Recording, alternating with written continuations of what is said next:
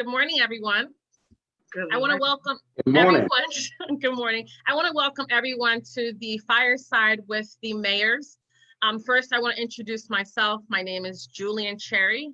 I come to you first as a mother of a child that is in the Plainfield Public Charter School, a concerned, very concerned citizen of Union County, and then also a member of Zeta Phi Beta Sorority Incorporated, Eta Omicron Zeta chapter, which is hosting this event today. I want to first introduce our first mayor, Honorable Mayor Soror Dahlia Vertreese, Mayor of Hillside, New Jersey. Thank you for joining us today. Of course. Thank you for having me. You're welcome. And then I want to introduce my mayor of Plainfield, the Honorable Mr. Adrian O. Mapp of Plainfield, New Jersey. Well, thank you. Thanks for having me. I look forward to this conversation. Thank you, thank you. So thank you everyone that has joined us streaming via Facebook, via the members on Zeta Phi Beta Eta Omicron Zeta chapter, and then also the mayor of Hillside and Plainfield's live channel. So we're gonna jump right in, but before we jump into the reopening of schools, I want you to talk about the impact of COVID-19 and how it has affected your communities and the numbers and the impact that it's had on your health department. Mayor Vertreese. Okay. So it has had a major impact. At one point in time, Hillside, being a 2.7 square mile town, was number 3 and 4 in the county. So we had some of the highest numbers based on our population. We have an enormous amount of essential workers that expanded from bus drivers to nurses. A lot of people who were in direct contact from hospitals were coming back home to Hillside. And as it's been explained, it's not necessarily where you work and travel to, but actually like where you're living that gets the impact of where you've been. And I think that that is what has exacerbated a lot of these fears and just really emphasized the importance of contact tracing. Because some of the things that, which is really important to this conversation, is people being knowledgeable and really deliberate about who they are exposing themselves to. And that's not necessarily a level of maturity that, you know, we can expect with our kids, because they're not at that level yet. You know, they're gonna see their friends, they're gonna be in contact, they're gonna hug, they're gonna kiss. We saw, you know, the packed high school in Georgia, no masks, and it's not that they are really, you know, I don't think when I was that age overly concerned with my health. I was young. I didn't think I was, you know, I thought I was invincible. And if it's not being stressed, if it's not being mandated, we really can't expect children to keep their hands off of each other and not interact with each other, especially even at the lunch table, and especially when they've been so far apart. So we've had extremely high numbers. We've done our part in trying to make sure that we keep our employees protected. Town Hall has never closed, but we closed it to the public. So business continued, but we made sure that there was not unnecessary exposure to the public. And we continue to see a lot of job losses. We did 15 weeks of food distribution. Based on the continuance of job losses, we will probably restart food distribution towards the end of August. So, you know, Hillside is definitely one of those hard hit communities, especially a community that is majoritarily people of color. Thank you. Adrian O'Mapp, Mr. Mayor, Adrian O'Mapp. Well, thanks again for having me. And I must tell you that this COVID-19 virus has had a very serious impact on Plainfield at every level. And I should tell you that as of yesterday, our positivity rate stands at about 4.6%, with 2,362 positive cases of the virus. We have lost 112 of our residents to this virus. And so we have had to make changes, we've had to adapt, and life at City Hall is not the same. Although we continue to serve the residents of Plainfield, we remain open to providing services However, out of an abundance of caution, we have decided that the public will not be allowed into City Hall. Employees are back, but the schedule is much different from what it was in the pre-COVID-19 environment. And so the impact has been very serious across the entire city.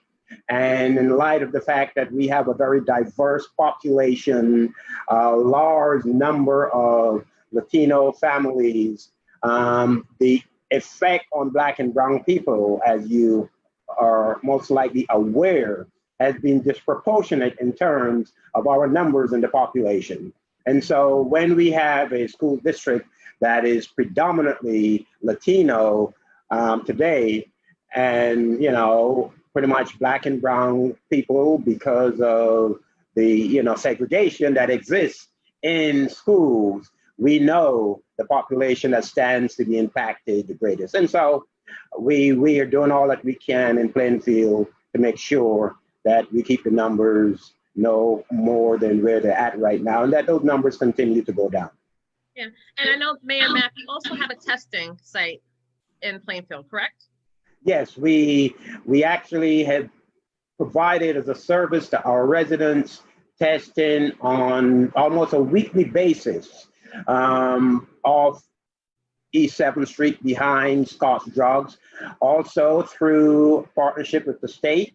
Yesterday and continuing today, we have testing at the Metropolitan Seventh-day Adventist, and prior to employees returning to work through a partnership with a private healthcare provider and through our insurance company, Aetna, we made sure that all employees were tested prior to returning to the workspace. And so we are providing lots of testing. Anyone who wants a test can be tested, regardless of whether or not you have insurance. And I think that's important. Test, and trace. Absolutely, access, very important. So as we know, the Department of Education has outlined what the schools and the guidelines and kind of like a reopening plan. And within the next week, a lot of schools are starting to let their parents know what the plans are. So Mayor Mapp, you've been very vocal, and I know that you put a post on Facebook, really just vocalizing how you feel about the reopening of schools. What are your concerns? Well, I feel very strongly about this whole question about as it relates to the reopening of our schools. I think that given the rate of infection in our city, but not just in our city, because this is a nationwide issue. And I can't see how we could socially distance 11,000 students in a classroom setting. And if you were to say that you will have a hybrid approach, part virtual, part in class, that still creates a problem, because you would be talking about 5,000 students. And how are you going to socially distance that number of people? But more concerning for me is the fact that in the last 2 weeks of July, 100,000 students tested positive for the virus. And we saw the image that was referenced by Mayor Vertreese of the high school, where the hallway was just jam-packed with students. That is going to happen if we allow students to return to the classroom, and the impact that that will have on parents, on teachers, on students themselves. The notion that young people can't get the virus is just plain wrong, false. And we should look at the science, and we know that if we allow students to return to the classroom, we will be looking at those numbers returning to where they were. If there's no indoor dining, why should there be in classroom learning? So I'm totally opposed for a number of reasons. Thank you. Mayor Vertreese, what are your concerns? I don't think that we have had enough time to adapt to this new normal. And we call it, socially distant, but we're being social right now. And I don't think I've been more social using Zoom and alternative methods of communication than ever before in my life. So virtual instruction is possible and it is effective. And as a mother, I can tell you that even with my own children, I had one of my children saw his teacher and he was happy and he was fine. He saw his friends, he was fine. My other child did not see his teacher. A lot of the lessons were just passed over online and we had to instruct him accordingly as his parents, and we were afraid for our jobs. It was a melee, but he was jealous that his little brother got to see his teacher and he didn't see his teacher. So my concern is, and we talk about these mental health and this and the other, but there definitely needs to be live contact with students and their teacher, that they receive that instruction. But there has not been enough time to adapt. And what I mean by that is ensuring that the teachers have had an opportunity to download their material, that they are familiar with all of the virtual resources that they have, that the necessary accounts have been funded so that they can use different platforms to reach out to certain children. There are tools, different resources that special needs kids that may need to have access to, even if it is just opening up the tangible spaces in the schools periodically so that they can exercise and they can start to utilize some of those rooms just to help their parents cope. I don't know how many people have experiences with autistic kids and children with certain social needs, but that can also be navigated. But I don't think that we have allotted enough time for our schools to adapt, regardless of which way we choose. I have teacher friends, they've been adapting all summer. But then there have been some conversations where they're going to have professional development in September. So are we really going to subject our children to a learn as you go and let's, throw, the spaghetti approach? I think that enough work has been done in pedagogy as a former teacher myself to where we could actually open up the dialogue, especially between the AFT and JEA, to talk about some alternatives to education that we really have not explored. And that could be alternative scheduling for the virtual learning so that you're only, teaching 10 to 15 children in a block of time, talking to the parents to see what time frames would be good for them to be there to instruct their children so they're not overly burdened to be in that 8 to 3 lockstep deadline. But again, this is a wider conversation and more guidance that needs to be held, even extending the school year into the summertime. This is a conversation that no one wants to have, but nobody is traveling right now. So we could have easily started this process and then still manipulated the calendar to where people still got their contracted time off and things of that nature, but where we're monitoring and adjusting to the needs of families and students as well. So I just don't think that enough of that conversation has been had to, say, we're just going to open up the schools and let it rip.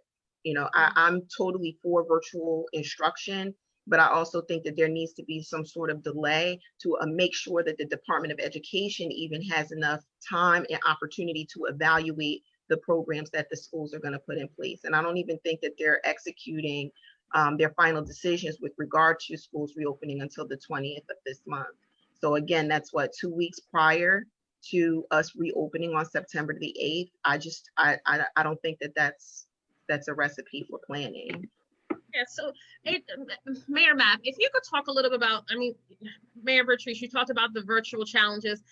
Mayor Mapp, what are the virtual inequities that you see within our urban communities of our Black and Brown children? Well, I think one that readily comes to mind is the fact that within our urban settings, our Black and Brown kids don't have the same access to the internet, and they don't have the equipment that's required for a fully successful virtual learning environment.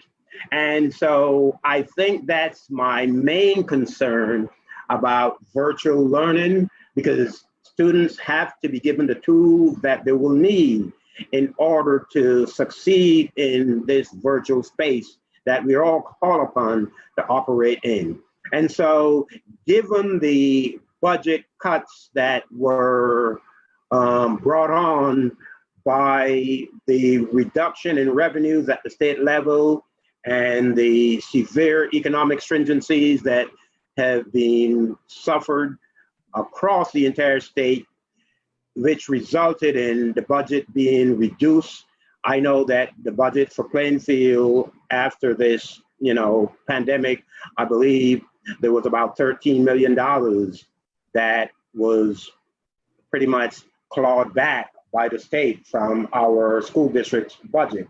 And so we have to find a way to put the financial resources into our public school district so that they could acquire the technology and equip kids with the tools that they're going to need.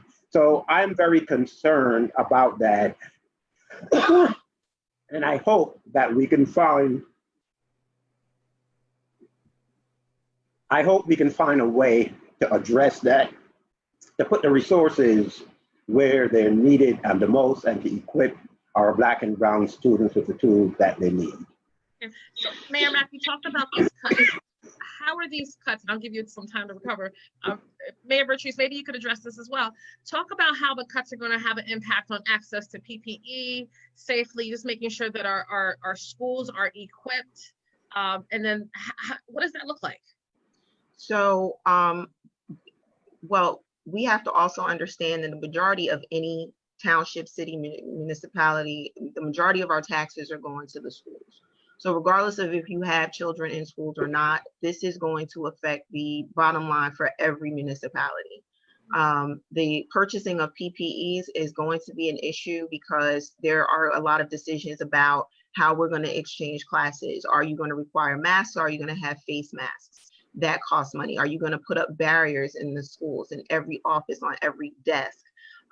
What are going to be the requirements for teachers? Are we going to allow the time for teachers who have underlying health conditions to stay home?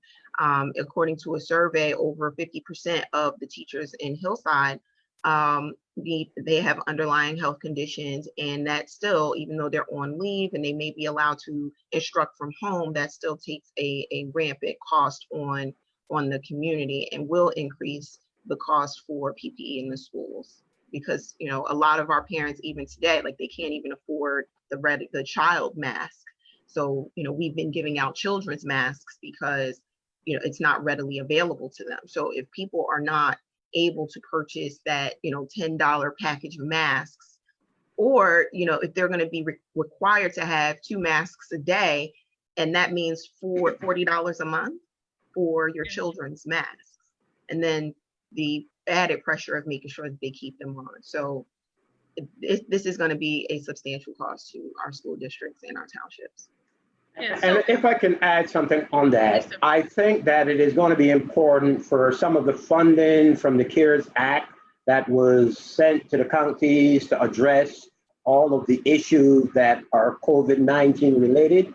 I think that there needs to be that partnership with the county so that some of the CARES Act funding could be used to provide the PPEs that the school districts are going to be in need of. Okay. So let me just ask this straight question. Do you think that the state should mandate that all schools stay closed this fall, especially maybe up until maybe January 2021? And whose decision is that? Is that a Board of Education? Is that the mayor's? Is it like a collaborative effort? Talk about that. So we at the local level, we are empowered to, by executive order, or through our Office of Emergency Management, to declare emergencies. But at the end of the day, I think this responsibility lies with the state. And let me preface my remarks by saying that I believe Governor Murphy has done an outstanding job in terms of how he has managed and dealt with this pandemic. I think that he deserves very high marks for how he has handled this crisis.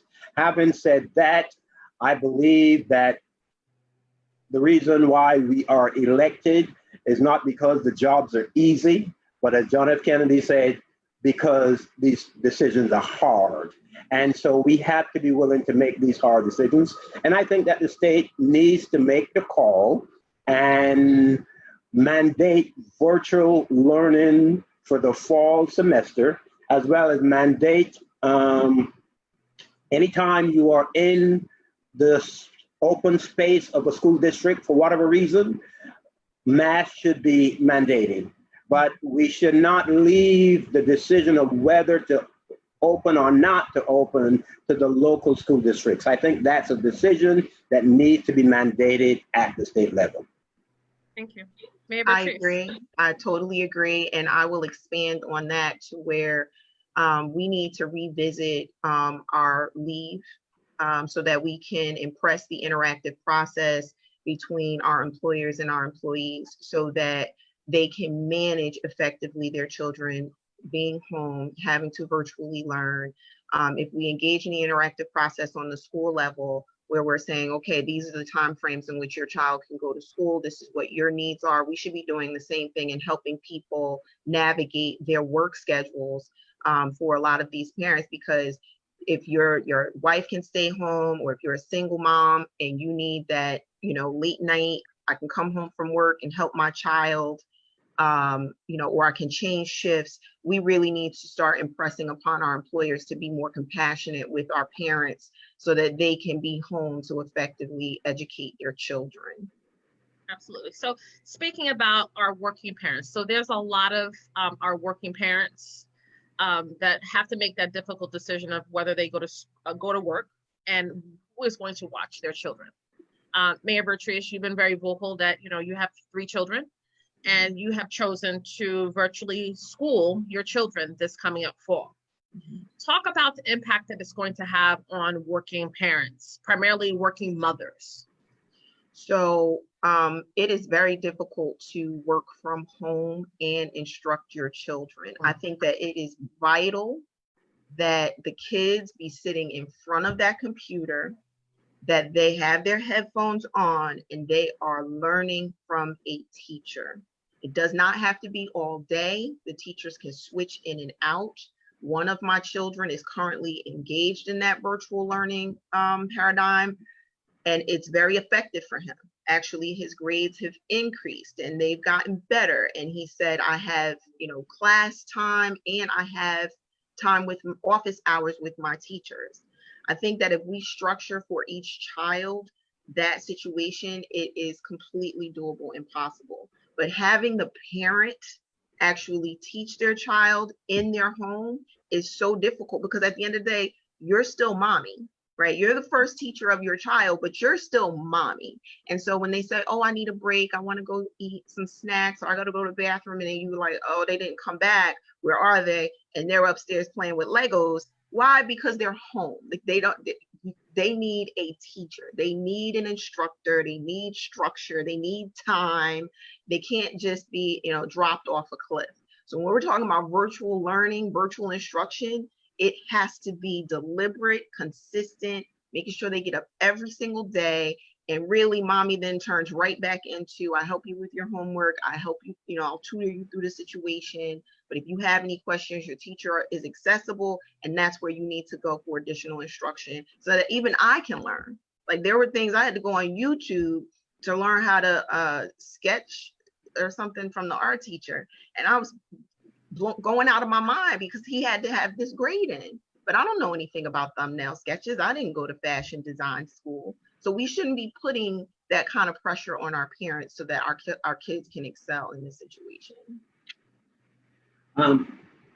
So if I can touch on that a bit, I think that the impact that virtual learning will have on parents is one of my biggest concerns about the virtual environment. But when I think of the alternative is to send them back into this petri dish known as public schools. And I am more fearful of that than I am concerned for the challenges that parents will have. I think based on those challenges that we know parents are going to have, keeping abreast of their kids learning in that structured environment, I believe that employers have to be more flexible in terms of how they respond to the needs of parents. And so I don't know if a decision needs to be made at the state level to mandate that flexibility, but we have to look at the 9 to 5 and whether or not we could still stick to a 9 to 5 work day doing a virtual learning mandatory, necessity. And so employers at every level, whether we're talking about public employment or private employment, I think that there ought to be a conversation about the need to create more flexible work days so that parents, if there are two parents in a household, one can have this block of hours, the other one that, so that you are able to give the children the kind of time that they need in order to benefit from that virtual setting. So, thank you. Let's expand a little bit on I know both in Plainfield and Hillside, there are a lot of multi-generational homes where you have a grandmother, the mother, the child, and then the grandchild and the great-great-grandchild living in the home. What impact and what risk do you see if the schools do reopen? Mayor Mapp? I think there's a big risk because, again, the notion that kids don't contract this virus or that they don't contract it easily is something that needs to be just dispelled because we know that it is not true, it is false. And so because of the interaction that occurs between kids when they are in the classroom, when they're having recreation, the threat of taking that virus home to, grandparents is very real. And not only taking it home to the grandparents, but the teachers that, one teacher, some teachers, I've heard it, we can't teach from the grave. And that is a real concern. It is frightening to teachers with underlying conditions.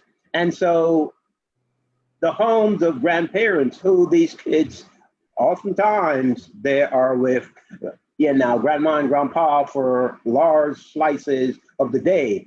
And so we can or should not expose grandparents to, the likelihood of contracting the virus as a result of a kid bringing it home from in a classroom setting. Thank you. Mayor Vertreese.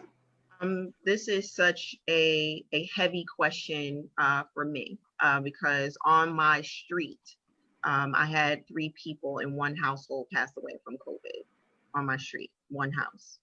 I have a spouse who has an underlying health condition.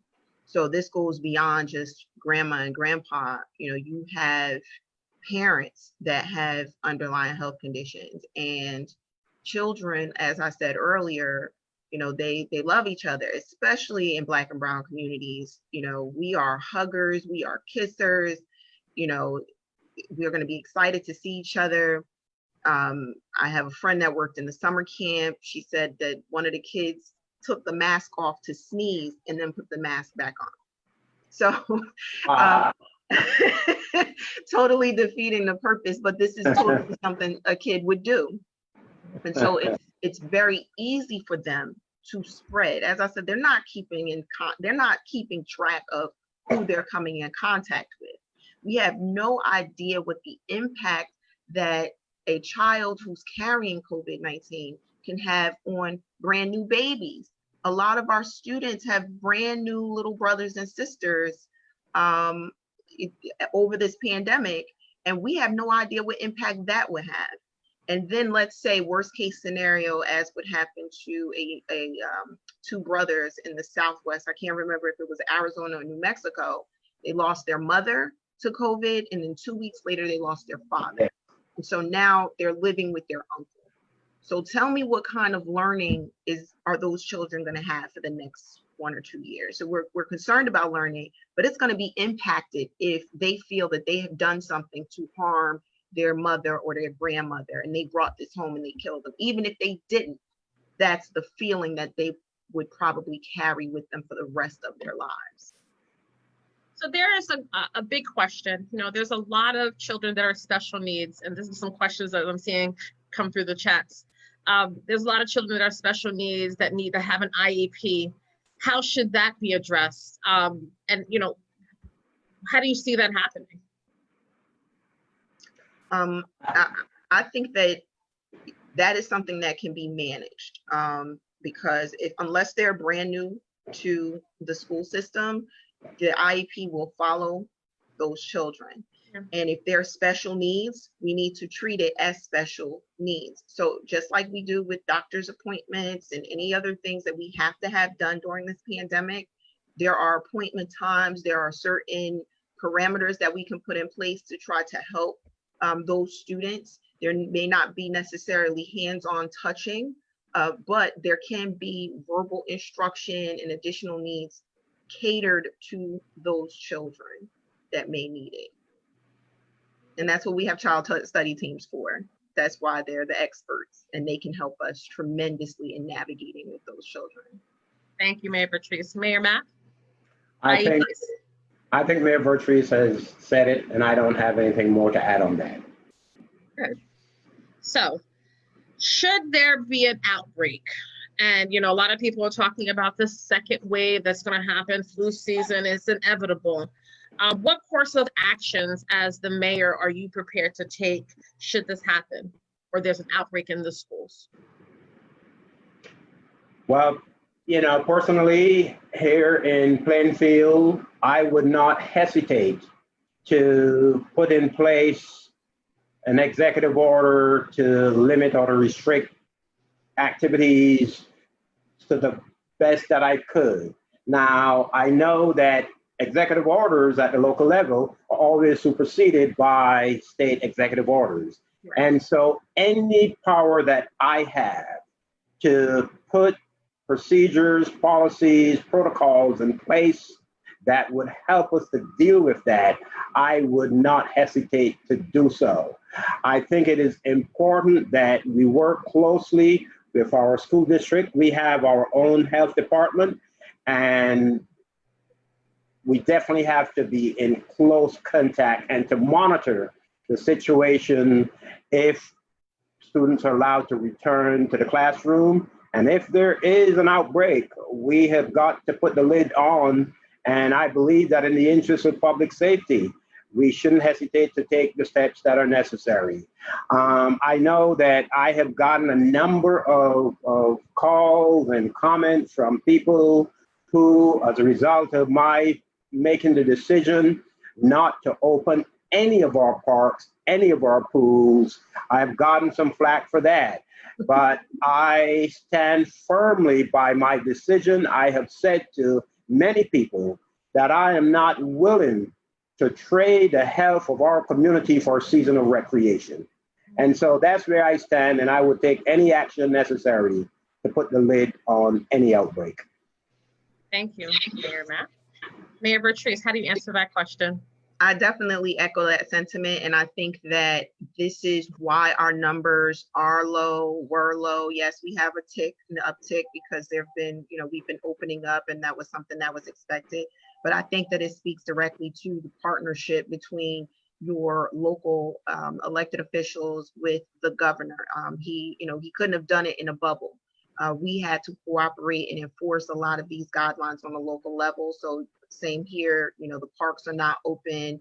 We've taken down, in a way, like basketball rims and things of that nature that would just attract people to breathe and sweat all over each other. I think that it's important for people to realize that even during the summer, We had the demonstrations, and people were shocked that it did not spread while people were outside with the demonstrations. But the reality is that if you speak to health officials, they will tell you that in the summertime, it's very humid. So the air is heavy. You will more than likely have viruses on surfaces, not necessarily through the air. But as it gets cooler, the air gets lighter and the virus spreads more rapidly in that situation. So had the demonstrations happened in like October or November, the results probably would have been different. But because they happen in the summertime, outside activity is not the super spreader as it would be in the fall and winter months. Thank you. So this is one of my last questions. Where do we go from here? You know, I know indoor dining is still closed, but some schools are ready to open. Just this morning, there was a school in Union County where over 300 of the teachers refused to actually return back to school because of health concerns. Where do we go from here? Mayor Mapp. I think we go where the science leads us. And at this time, the science doesn't remotely suggest to us that we should return to business as usual. I think until we get a vaccine that we know works and that people are willing to take, I think that we must continue to exercise all of the necessary precautions that have been put in place. We have to follow the protocols, and we have to take actions out of an overabundance of caution so as to protect our local municipalities, protect our school district. I don't think that we can take anything for granted. We have seen how the virus, has spread whenever we relax and not continue to take the necessary precautions that worked so well over the past couple of months, which resulted in New Jersey being able to gain control over this virus. And I think that if we overly relax the controls that were put in place, I think we would be heading down a very bad road. And if there's one suggestion that I would make to the governor is to not allow these outdoor sporting events such as football, soccer, and basketball. You are in each other's faces, and I think that is a bad thing, even though these are outdoor sports, but because of your close proximity to your opponents, I think it's a bad recipe. And if there's one thing that I would suggest to the governor is that he dial back on outdoor sports. We've seen all of the professional teams, we've seen the college teams, all are saying no, we're not having it. And so why should we in the community be allowing soccer and basketball and football? I think that those are bad recipes that will only, further cause the spread of the virus. So that's where I would go from here. Wait on the science and let the science provide us with that guiding post. Thank you. Mayor Vertreese, where do we go from here? I think that we need to acknowledge that we are in the beginning phase. What we went through in the spring was the shock phase, but actually navigating through this next year, we are at the beginning. We are just now starting to invest in our plans, implement our plans. We've made some mistakes. We pulled back, we pushed forward. We do need to respect science. I think that our health officers and our health professionals should be more utilized, especially when it comes to the schools. They need to be going in the schools, teaching those teachers and principals how to safely open schools, because there's no way students should be, traveling through a hallway packed like that. They should have had, and again, I'm Monday morning quarterback. I'm not a superintendent. I'm not a principal. However, if you respect CDC guidelines, if you respect the science, health professionals would have told you that there should have been a more controlled and managed way of transitioning students from one class to the other. There are also other issues regarding lockers. helping children sanitize. There's a lot of learning curve that is still necessary before we just open up our schools and our outdoor sports. As I mentioned earlier, the fall and the winter, this is why more people get sick in the fall and the winter, because the air is lighter. So if we're going to be out here, playing football and basketball and soccer, and we're breathing all these over each other, not just spreading it amongst the players, but even the spectators, regardless of whether or not you have a mask, because the air is still flowing. It really will present an issue, not to mention the fact that it is evolving, right? The virus is evolving. We have no idea how much worse it could be once the flu season ticks up again. So we have to make sure that we're prepared for really the worst. I think that we don't have enough of a conversation about the quality of life that people are left with when they have experienced COVID. I have members in my community who have lifetime tracheas who will be dragging around oxygen tanks for the rest of their lives, and we're the same age. I have people who I've known as athletes that have had strokes and have had heart deformities and holes in their hearts, and I understand the issues with the teachers, because it's not that I'm going to die, but how do I retain my quality of life? If I'm a gym teacher and I experience some of these health ailments, how do I go back to work?